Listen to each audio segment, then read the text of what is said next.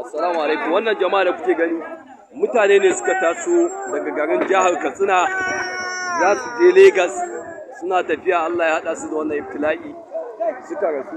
Ina akwai yan uwa waɗanda suka san yan uwansu daga Katsina sun kamo hanya zuwa Legas, to a taimaka ga sunan damu watso yanzu kowa ya gani.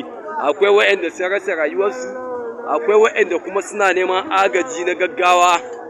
Za mu tura waɗanda suka gani su tura ma jama'a 'yan uwa musulmi. Wayannan daga jihar Katsina suke, wasu ma Allah ya anshi rayuwarsu, wayansu kuma suna neman taimako na gaggawa. Wayannan mutane ne kuke gani a kwankwace ga sunan, wasu sun mutu, wasu suna kiran Allah, wasu suna ihu. Jama'a a taimaka a kawo agaji.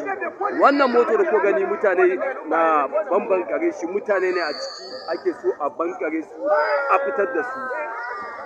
Allah ya kiyaye, Allah ya kiyaye mu, Allah ya kiyaye mu.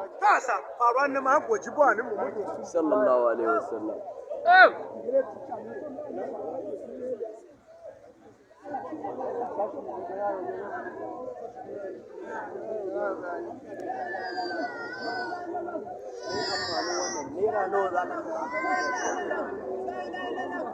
Ana neman agaji. Kun ji wani bawan Allah can, Allah kawai yake kira, yana kiran Allah da Annabi Muhammad.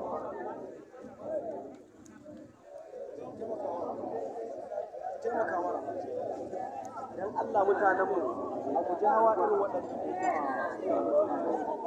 Jama'a wannan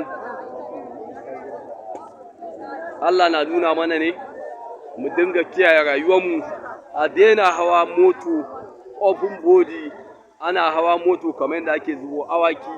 Jama'a mu dinga ma kanmu kiyaman laili.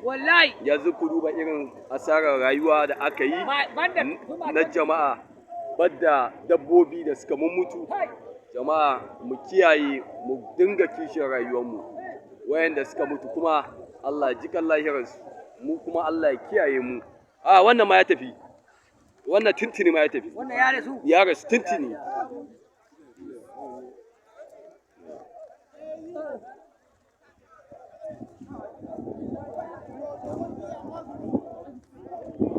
Allah kiyaye. Jama'a musulmi Hausawa mu shiga taitaye mu da irin hawa irin wayannan motoci. Muna hawa moto mu taru kamar dabbobi, ku duba yanda moto yi da mutane. Allah kiyaye.